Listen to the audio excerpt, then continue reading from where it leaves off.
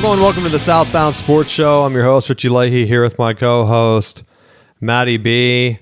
And we are in the NFL cut season. I think the big one that came out, the Cardinals are looking to cut Murray next week. And so we really have a week before a lot of these cuts have to be made, right? I think Minnesota was saying they were going to cut Aaron Jones Sr., which he was kind of reliable until he got injured for fantasy. So that could be a guy to keep an eye on, but only if he lands in a good system, because you never know for fantasy until every roster shakes out. Because the other running back would be Jeremiah Love. He tore it up at the combine. So if you're looking ahead, let's see where he's going to go. Which team? Looking like the Chiefs could be in a good landing spot for him, which would be amazing for Patrick Mahomes to get a fast, game-breaking running back like that to just power through. You keep Kelsey. It looks like they might be cutting their right tackle. Wasn't that the one with like the false start issue? Yeah. So there's going to be some moves that happen. I think the Lions cut Glasgow, their center, to save money. And then I think the Vikings are even going to cut even more. I can't remember who else was listed. And then Colts tagged Jones, the transition tag for whatever that means. I don't know, to keep another quarterback in, but not a lot else. We're going to find out what the main moves are next week. I think the combine, did you see where people were booing Beck at the combine? Which I can believe it. Honestly, I don't understand the anger about it, because the NFL, number one, is letting fans in. I'm guessing it was Indiana fans. I think it was in Indianapolis, right? They just beat him for the national championship.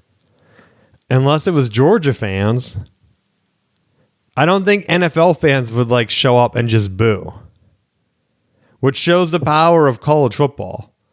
Unless you really like bet your house and he lost, and you're like, I'm going to personally take it out on him.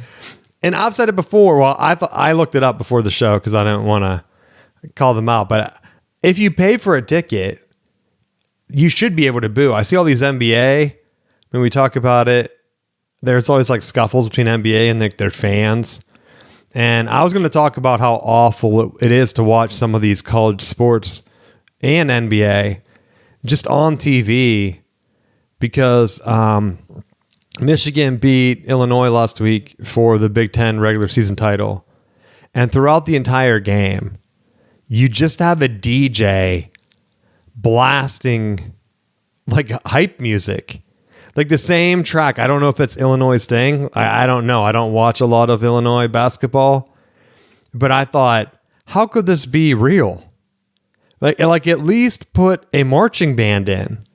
Try to make it like a college atmosphere. It sounded so minor league baseball that I couldn't take it. And that's what the NBA is like to me. I don't know if anyone's ever been to a game, but it's like the same type of hype. Like I guarantee Illinois has like a DJ or a house DJ or something that they bring in to play those songs. I get it. I'm like, I guess like Penn State football would be one on the other side, right? Where they have their, is that Seven Nation Army or whatever that song is, like that they pipe in. Like they don't have their band. I think Penn State's one of the teams that's major enough with a gigantic stadium where you really don't know their fight song. Right? Like, I watched so much college football. If someone came in and they were like, hey, here's a bunch of fight songs, which one's Penn State's? I might not know it. I know I know Michigan's. I know like every song we play. I know Ohio State by default. Notre Dame, I've seen their band play at the Big House. They're actually really good. Like, I'm impressed by them. I know USC's fight song. I know Florida State's fight song, right? Like Penn State, I have no idea what their fight song is. You could play it for me. I probably would recognize it, but I wouldn't be able to pick it out of a lineup. I would be like, I've heard these before on like college football video games or something. Because there's some other Big Ten ones I probably know, like Iowa. I could probably pick out maybe Minnesota. I have no idea about like Nebraska, Oregon, some of them, right? I would guess I would know maybe Georgia and Alabama. But again, I don't know. Like, I don't watch enough SEC all the time to be able to pick them out, I don't think. So that's the one thing that the NFL, like, when you're trying to have an environment and people come in, they should be able to do any type of cheering they want. If they're booing, let them boo.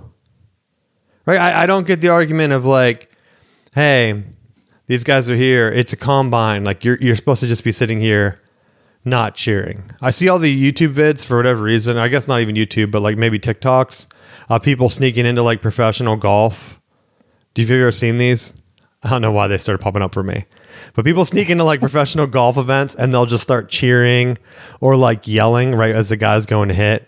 And of course, like, I don't know. I know like the big time golfers, but I'm not one to sit and watch golf on TV. I'd rather go play. Like once you reach a certain age, like I know I just can't go out and play NFL football. So I don't mind watching it. But like golf is one where even if you're not that good, like I'm not going to sit and watch it. Probably tennis I wouldn't sit and watch. Maybe the Olympics or something. But I'm telling you, if I'm sitting watching basketball, I would have 100% have rather heard the fight songs than whatever. Like if you're going to a game and you're just having DJs pump fake music in and like telling you to get loud, I think it kills the environment. And if the NFL starts enforcing these same type of fan etiquette rules that are really hitting the NBA, where you see people getting like lifetime bans and hey, they're not allowed in the game anymore. Yeah, you guys don't have a lot of seats anyway. I mean, I see more NFL fans fighting every week in the stands. Every week there's videos of a huge group of like drunk people fighting, and I never hear about people getting a lifetime ban. But you like boo a fan at whatever and then you get a ban? Ridiculous. It's almost like saying like, hey, don't give us any more money. And I know what most likely is going to happen is you ban a fan, they get really mad at the league. They'll like start to really watch a lot of games and like trash talk tweets or whatever, and it gets them engagement online. So maybe they know what they're doing in the NBA. But if they start taking it out and they make the combine even worse, right, by making it like sterile, it's on TV. Like, there's not really that many fans anyway. If they want to boo while he's throwing, they're going to boo during the game. I think it would be a good thing to say like, hey, you threw awesome today. I heard those guys booing. That didn't mess with you. No, I didn't, coach. I'm used to playing X, Y, Z, blah, blah, blah. And then you just play it off like no big deal. That would be a trait that I'd be looking for in a quarterback. We're going to look for one that's already 30 years old. Isn't that called the Chris Winkie? I had something that came up. Oh man, I don't remember what it was. I was going to tell you about something with the fan atmosphere, but I'll probably remember like sometime and just start rambling on it in a week or two or something. But I'm telling you, right now we have these NFL teams too. You get people hyped for the combine. I get that you're booing a quarterback, but like that guy's going to be learning from that. No one's going to remember that they got booed at the combine because most casual fans, don't watch the combine. They'll watch the draft, but most people aren't watching the combine. And even if they are, they're just watching the highlights. I was kind of annoyed that they kept giving these unofficial 40 times. How are they not official? Like at this point, isn't it all laser timed? Like you're putting it up like saying, oh, Mike Vick has an official 4.3, but this random guy today, unofficial 4.2. It's like, okay, well, when does he get the official time? You have so much technology right now where you can do it frame by frame from your video camera. You see where he moves. You have one lined up at the finish line anyway. You could just go frame by frame and count the seconds digitally on the video and have an exact time for them. It doesn't have to be laser. Like, dude, you have the footage. You have how many analysts in the NFL that you can't just do that and give us an official time? You're running the whole thing. Yeah.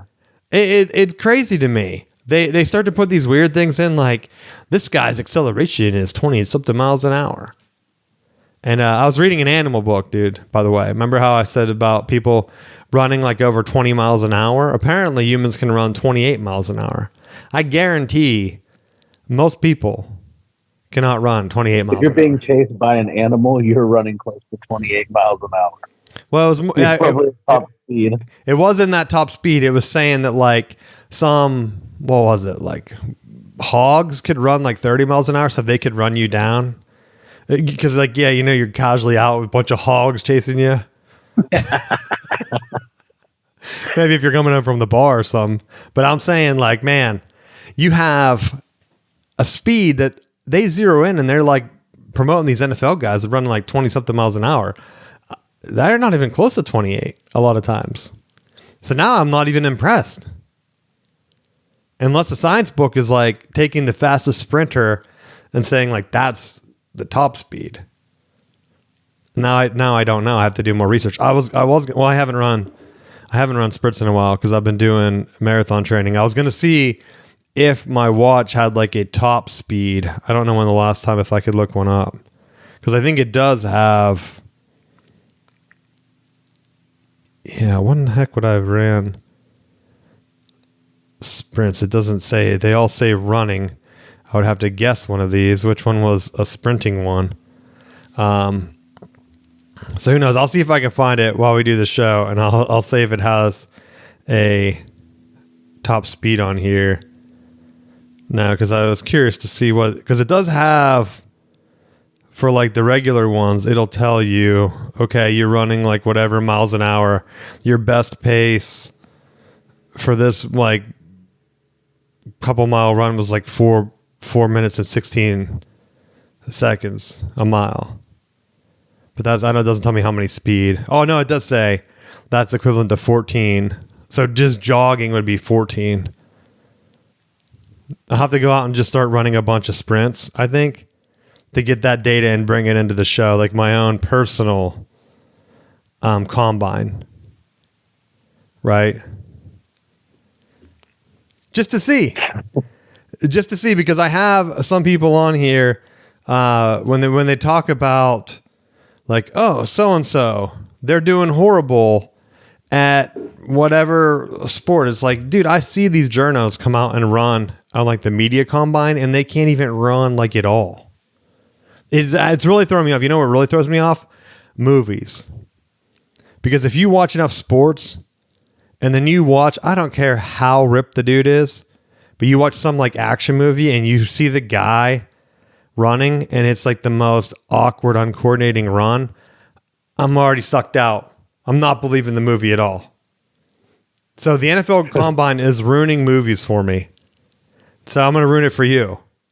Because now every time you're watching a movie and you see like a guy run, like some are okay. Like what was that one on the beach with Rocky and Apollo Creed? Like they're actually like running hard. But I'm telling you, some of these movies like action where people have to run or like pretend to play sports. Like if you go back and watch some of like the old football ones, watch the guys throw.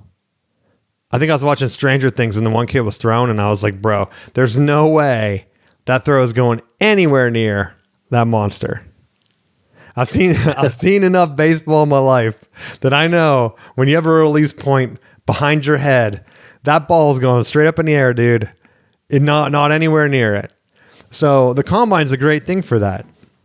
And watch whatever your TV show is now and compare it to what athletes actually look like. And then you'll be hoping that these guys that get pushed out of the league get hired as like stunt doubles. They can come in. It's a win-win, right? I'm helping these athletes get future jobs. The NFL should work that out. Say like, hey, yeah, we watched Stranger Things. We saw those kids can't really throw. We have some quarterbacks in here that are out of the league. They can do like a stunt double thing where a guy just comes in and throws and they like cut it together. Right? That's what they should do. So the combine is a great way to see like what athletes actually look like. And then I challenge you, if you have a smartwatch, see if you can reach 20 miles an hour running. See if you can reach that. And if not, then bro, you're getting run down by at least hogs for sure, because they run 30 something. I'm sure there's some other animals in between that are a little bit slower that just in case something happened, like a Lion King situation where you're in the middle of a stampede, if you can't hit 20, you have no hope. No hope. This is my peak off-season content that I'm bringing in. NFL-wise. I don't know if I have anything else in NFL. Is there anything you want to talk about that you saw? No, I am surprised that with the speed, like I'm waiting to see when the NFL really starts to flatline in terms of how fast guys are running. Like you don't just have like a series of drafts where it's like everybody runs like sub 4.4s. It's like at some point the training's getting so sport specific that guys are like kind of, for lack of better wording, cheating of like knowing I have to have my bench up. So like they're like purposefully trying to like make sure that their bench numbers are high and that their like 40 time is there. And you're not seeing, I think, as many people opt out, which is surprising to me. Well, see, the one thing that I was looking at is someone had a chart of the fastest wide receivers, and I want to say that the only one that really had any production, and he wasn't even that high on the list, was Santonio Holmes, and he played decades ago. So there's a point where having the straight speed doesn't really mean that you're going to be able to like get open. That's where I think a lot of the other shuttle drills or whatever are going to be more relevant. Because that's why I was shocked that Jeremiah Love ran so fast, because he like tore it up. He's running like 4.3 or something. That's where I think at some point there's going to be a trade-off for size and speed. Yeah, some of these dudes are going to lose like 10 pounds so they can run faster. Then they're going to put it back on, right? Like to your point, you're just training just for the combine, and then you're going to get back to your playing. That's why I kind of like the analytics things. I know I was joking just a little bit ago about, what is it, the Amazon Thursday night games where they have the speed tracker, right? They want to see the top speed reached by these guys in games. Is it over like 20 something miles an hour, 23, whatever it is? And they're like, that's good, right? Is it good? I don't know. But they have the footage, right? They have the footage of these guys in college. You can't tell me that they don't have like a breakaway, because I saw the one, this is my boy Peppers, right? Jabril. He did that one, was it Michigan State or something? He took a 2-point conversion and returned it. I can't remember what happened, but he ended up running the entire length of the field, and they timed it. And they were like, yeah, in pads in the middle of a game, he's running at like 4.4 speed, because you have the technology to do it. So like him on his 40-yard dash, yeah, he might not be running 4.4. I don't know what he ran. I can't remember. But I mean, he might have. But he's also not running it in pads. So if you have the footage of the dude making a play and taking it to the house, running at breakneck speed, okay. Yeah, he also had like a ton of punt returns and stuff that he showed a pure explosion.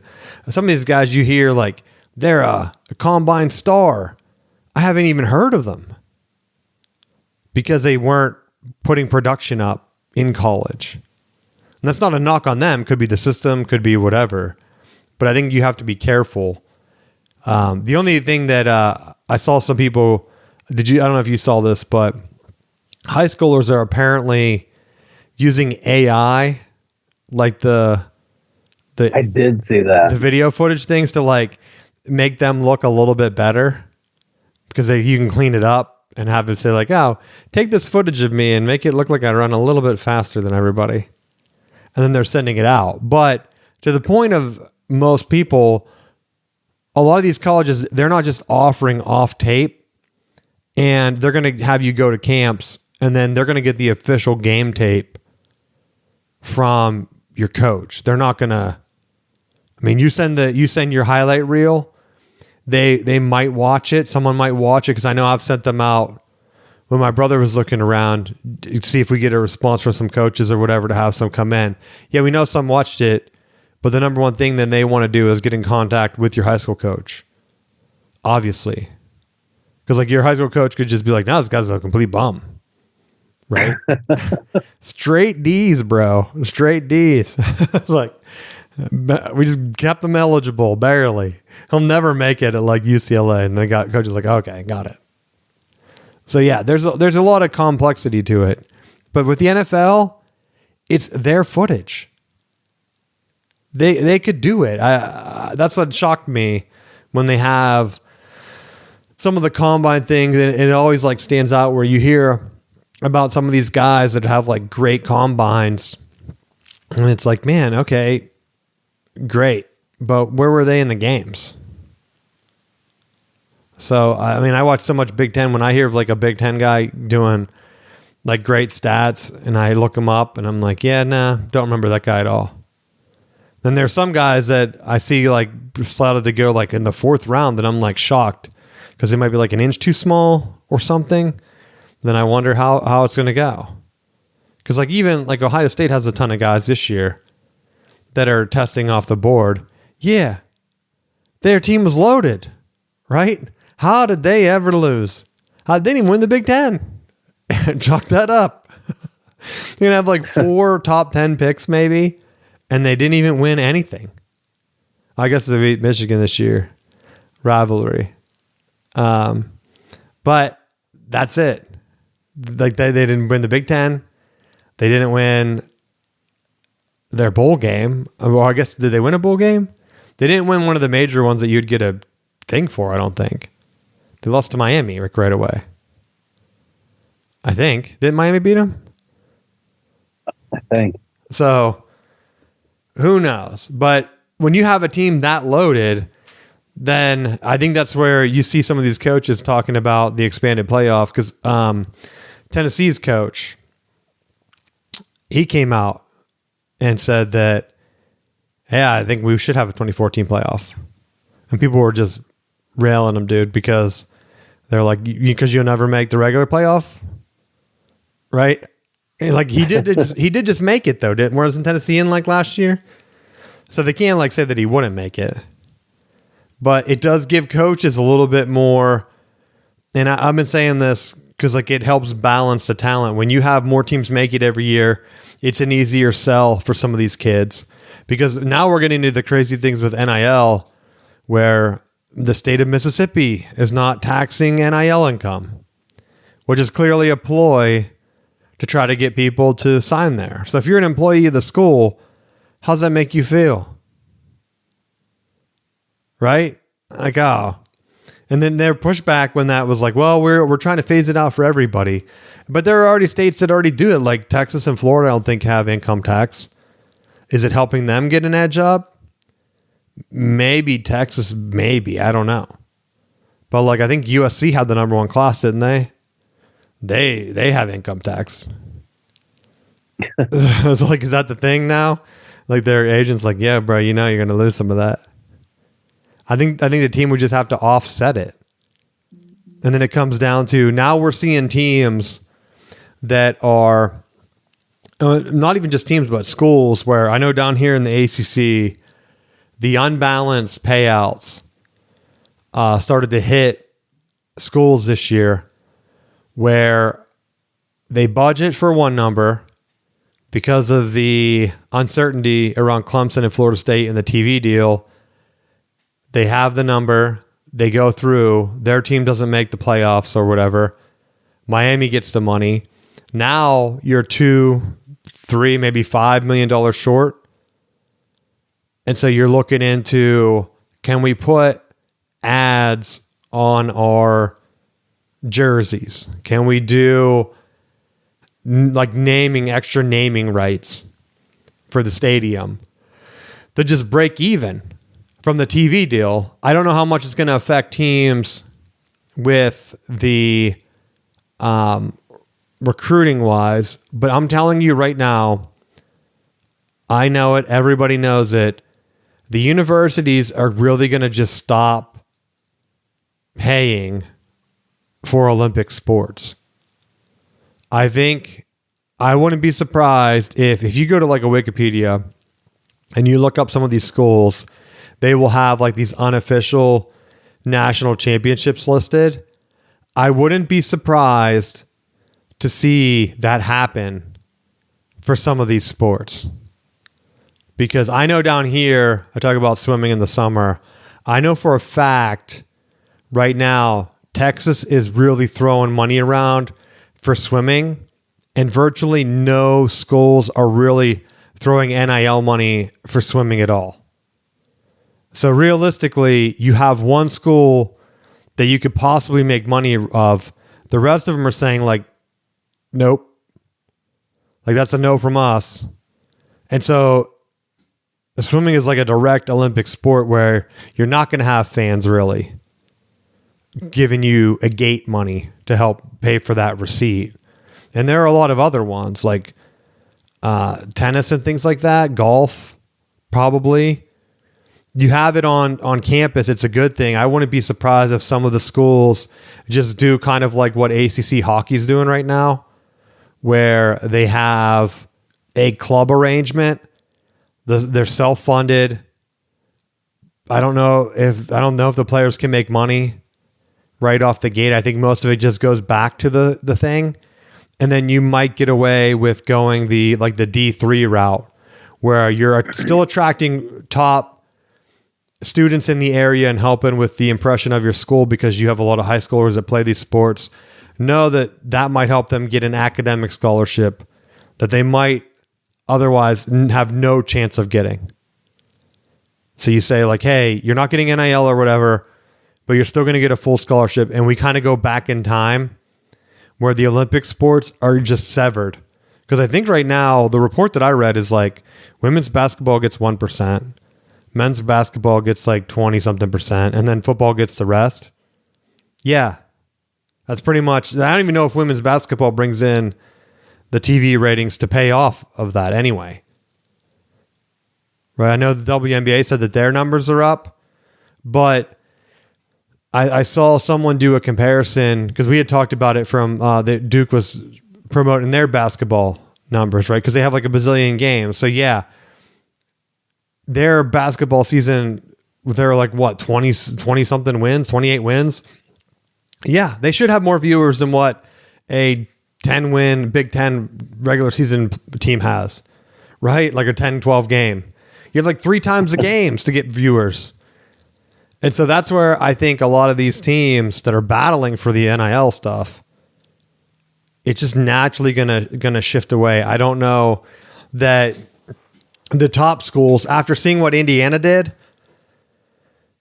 it's going to be hard for schools not to say like, okay, we can do that for football. We could do that for basketball. I don't know if alums are going to want to do that for other sports. Like Penn State has a guy bankrolling their hockey program. They haven't really broke through yet, right? It's hard because you're brand new. The Big Ten's probably, I know they don't have the national championships recently, but in terms of recruiting and stuff, the Big Ten's the best hockey conference. And a lot of these teams are winning national championships because they're doing like the BYU, all their players are like 26 years old. And they're like, yeah, here we go. It's hard to have like a bunch of 17, 18-year-old guys and then have them ready to go against dudes that are just like so much older. And I don't know, with the COVID stuff rolling around and almost being done, if that will stop, and then you'll see like NIL really hit in hockey too. Because it seems like basketball this year is going to be the same as last year, where there's like 5 teams that are just head and shoulders above everybody. I think it's been like that since NIL started. And that's it. You might have some Cinderellas. I would be shocked if some of these Cinderellas, because like looking at the regular season, these teams just can't keep up. Like I think I might have jinxed Michigan talking about injuries. We lost one of our guys to an ACL. But Michigan's won like most of the Big Ten games by double digits.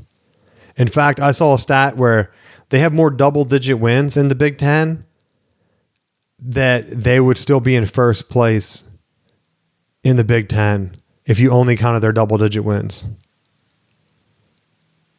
which is insane. So, like, there's no other team that's close. And then, of course, like, Duke already beat Michigan.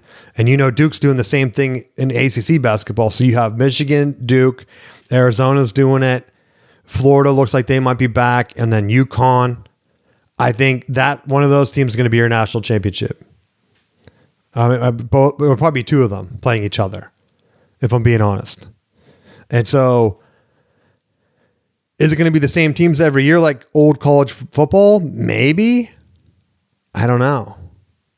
At least college football, you have some billionaire tech alum that wants to buy a Signetti.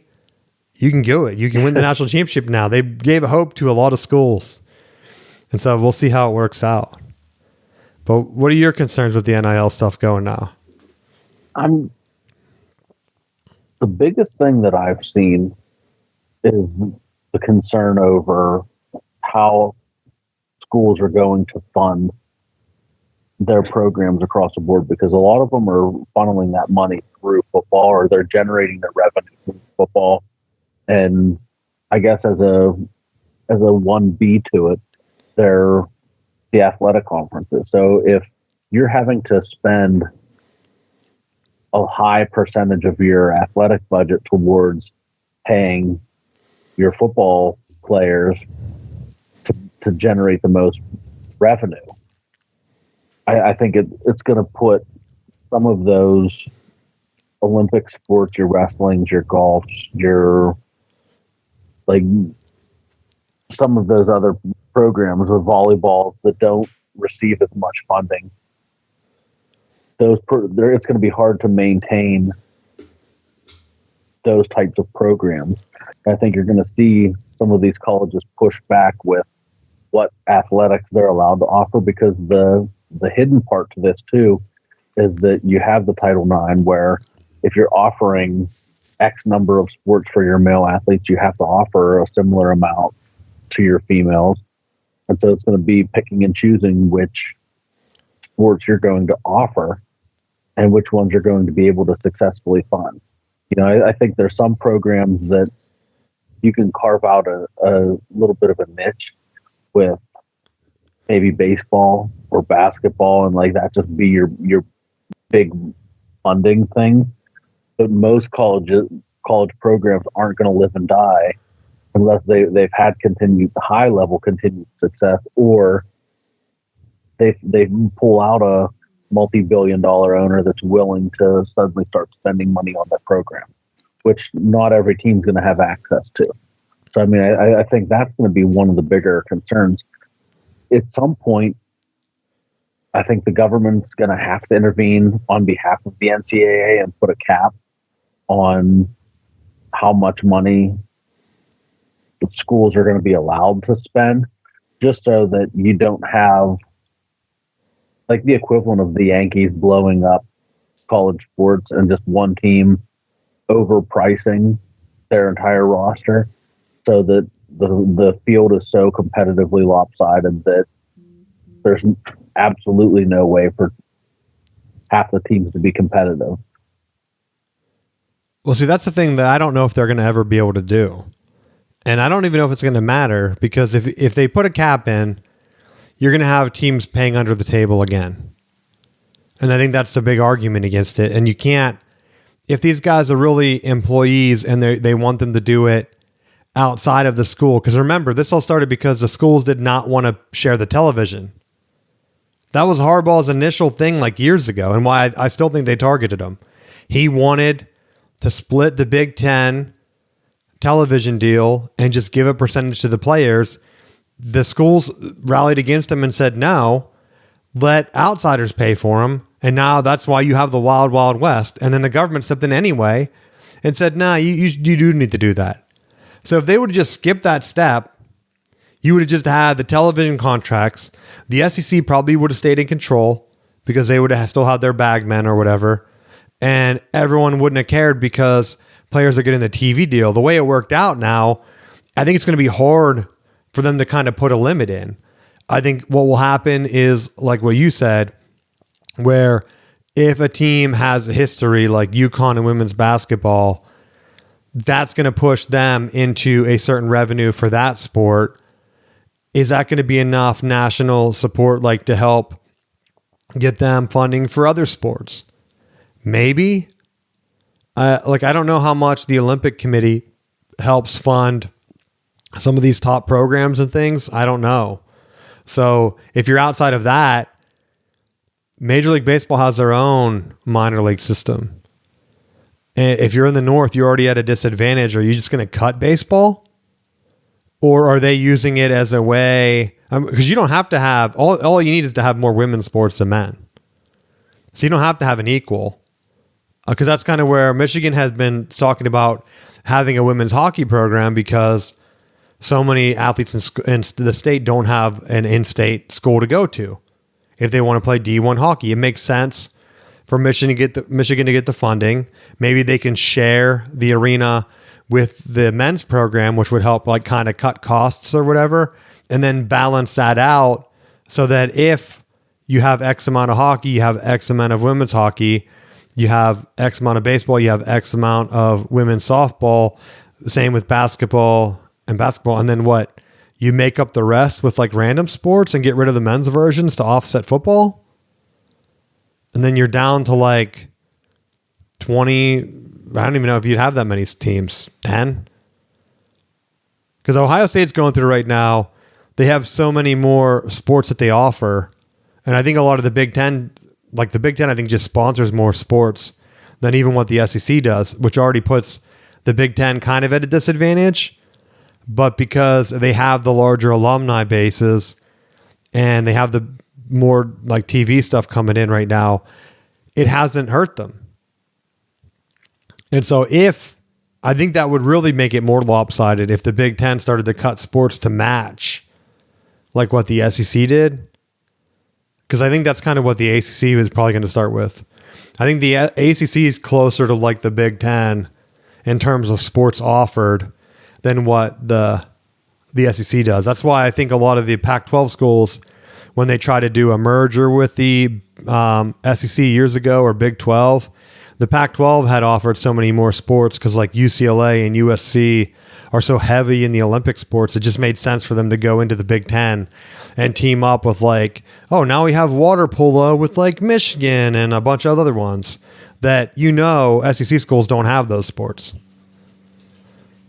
And I think we're going to see a shift where maybe the conferences have that decision and say like, these are the sports we sponsor. That's it. Maybe they will all kind of cut some of them, but it's going to be interesting to see which route the ACC chooses. My prediction is they're going to start cutting down to whatever the SEC offers. I'll see if I can look it up real quick before we wrap up. But what sports do you think would be the first to go off the top of your head? I would have to say, like, if they have a rifle program, like that seems to be a newer one, like the fencing,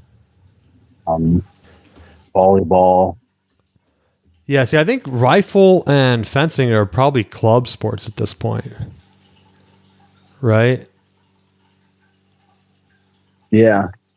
Because I don't know. I know a lot of like D3 schools have started to kind of offer that as a way to stay relevant because there's not that many Division I, so you can kind of compete on that national level and kind of see what's there. So let's see if this has it on here. So the SEC has 22 that they sponsor. The Big Ten has 28. The ACC has 28. I don't know what the Big 12 has. So they're already, 6 that they could cut? And then you'd already be down to, and I don't know what the differences would be, probably like swimming ones or whatever, if this tells me.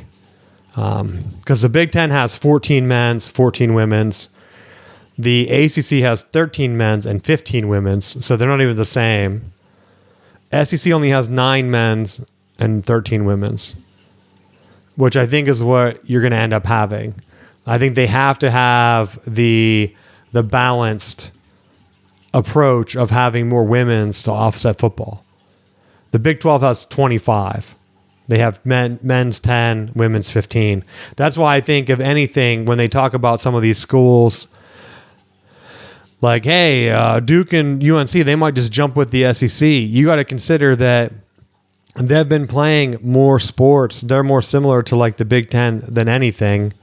And that's why they can let a team like Stanford in, and it's like no big deal. Yeah, it stinks whenever they have a bunch of their other stuff that they have to kind of worry about. But if you're looking at just schools at having the money and like having to travel for some of these too, like, where are you going with that? Because like not all of them, like I said, the ACC does have fencing. They only have 5 teams in there. They only have 5 lacrosse men's. So like they could very easily just cut it. I think that's what's going to happen. I'm trying to see if the other ones have a list on their site of what the sports are, because that would be easier to compare. But of course, each conference is different. Right. ACC making it easy on me. The rest of these, no. But who knows? You have so many different things. Like the Big Ten has like rowing on here. Who's playing rowing? Right? Like Washington won it. Doesn't look like there was a men's team. Wrestling, of course, they have. I don't even know. Yeah, the ACC doesn't have women's wrestling. They only have 7 wrestling schools. And so there's just going to be a different dynamic. I want to try to see if the SEC has it listed, because that would give us an idea of what they're cutting of anything. So here's a list of champs. This is going to be way too long. They have football, which golf, baseball, basketball, swimming, cross country, wrestling, and track. Tennis. Did I say tennis? Was that 9? I don't know why this list is so ridiculous. Right? Why don't they just list it out instead of listing all of the things here? I don't know if they have it listed anywhere else. But that's pretty much, I think tennis would go. Track, probably. If you're paying scholarships, how many track athletes do you have? Probably too many. But I feel like, as much as I wanted to say track, I felt like maybe that tie-in with the Olympics might help them. But again, if it's all coming down to funding, is the Olympic going to subsidize how many different conferences across the country? Right? I think it will just become like a club thing where it's not sponsored by the conference anymore. It's more regional. You have because they do this already for, like I said, the ACC hockey right now. They have a division. It goes all the way up and down the East Coast. It has a couple different tiers. If the team wins, they play only regional. So like NC State will play like Virginia Tech, UNC, up and down, just like area schools. And then when they get to the tournament, then you would branch out and play the other teams. Number one, this solves the travel issue, because now because you're not tied into the conference that might only have, instead of having 22, because I thought SEC only had 18, to be honest. So I thought they were even less than what they are. But if they cut that down to like, okay, well, now we're only going to have 5 men's sports and then 7 women's or 10 women's or something, every other thing just goes to like a club where you can kind of get your scholarship if you want, or you walk on, play for it. You still wear the jersey, do that type of stuff, and it's just not on TV or whatever. It's not on TV to begin with, right? They have the indoor track championships. I only know when I see Michigan people get retweeted by our athletics account if we won or not. No idea, right? If we have people breaking records, I might know their name, or if they're also named Tom Brady, like another Michigan great, that's just a funny coincidence. Then yeah, I know you're on the track team.